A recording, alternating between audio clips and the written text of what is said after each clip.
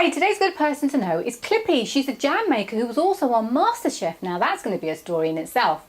Clippy gives her take as to how she managed to get her homemade jam using the apples from her apple tree onto the shelves of the major supermarkets. She says it's about being different, but not so much so that people don't get it. She says don't ask for help because people won't give you help, but to ask for advice because people are more likely to give you advice over help any day of the week. She says it's not easy getting into the supermarkets, but it's even harder to stay there, and that you should have a plan B, C, D. Now, I'm not sure, sorry Clippy, but I think I was told that if you had a plan B, it's because you don't believe in plan A. So maybe it's the case of adapting your plan A to ensure you get to where you want to go. Clippy says that you need to have self-belief and determination because you will often be told the word no, but not to give up. Even when your family think you're crazy, it's because you have this inner desire to succeed and you know you're going to get there eventually, so just keep on going. Now, if you want to get your products into the supermarkets, this video is absolutely excellent. Clippy says you need to have a fantastic supply chain because if you don't deliver on your promise or on that order, the supermarket will go somewhere else, and that effort that you've gone through to get into that shop would have been completely wasted.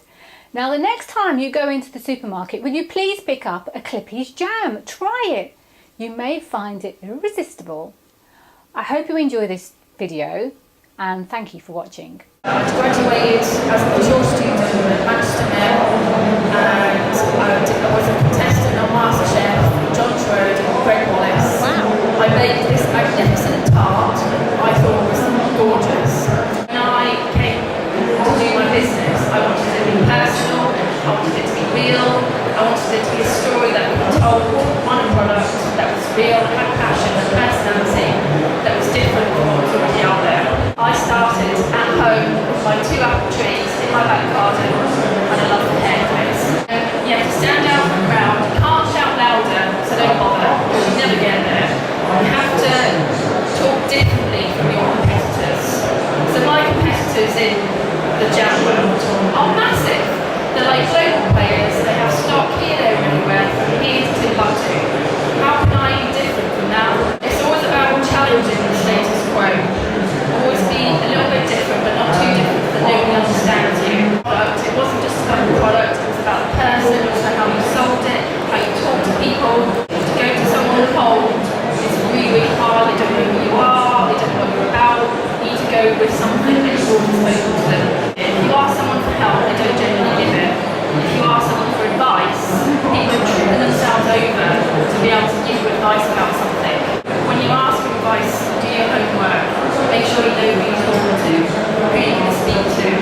It's not easy getting into the supermarket, but I'll tell you what, bloody well hard to stay in. With no money and no budget, you have to think outside the box.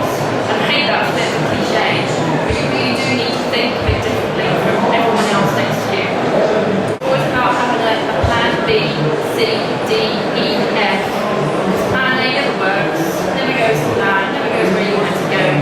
Things always take a different time, which means you always have to make sure you're building contacts all the way along the way. And it's by building contacts that in 2010, so 2 years after the launch of the supermarket, I went to the San Francisco food show. Heaven knows why I thought this would be a good idea. But I thought, well, maybe in a few years' time, I might be able to export to the States. But it's taken me 3 years to build up the contacts so that people know who you are and know who you want to go. So this year was our first year of trading with the US. Massive, big order for me. To go over to the States, a new line, new product, all thinking about the US market, how they eat, how they socialise. So it's a pure Christmas product that's very British, and they seem to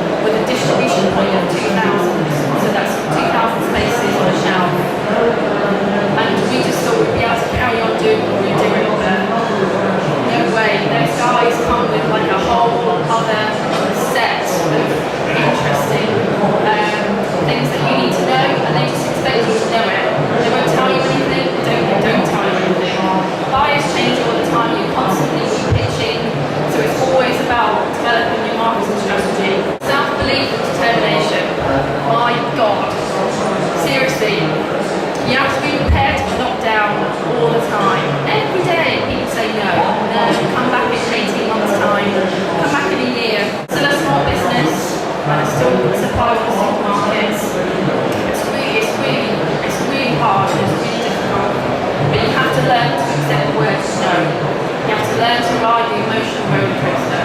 Like one day you're up, the next day you're down, even within a matter of an hour. You have to accept that your friends and family and everything you're absolutely mental. So there could be some people in this room that want to start a business, or in the middle of starting a business, they want to grow the business, they want to go to the next level, they want to apply for funding. There's all kinds of things, and everybody, the amount of times I've been told, why don't you just give up? I was told I would never get my product into the supermarket, never in a million years, because they were ruled by the big boys in a very state category. And I thought, you know what? No one tells me who's going to make it, who's going to hold it, who's going to distribute it, and you have to be on time. The supermarkets and any organisation that you're selling into are not interested in excuses. You can't do something and just say, no, I can't do that. However, I can do this instead.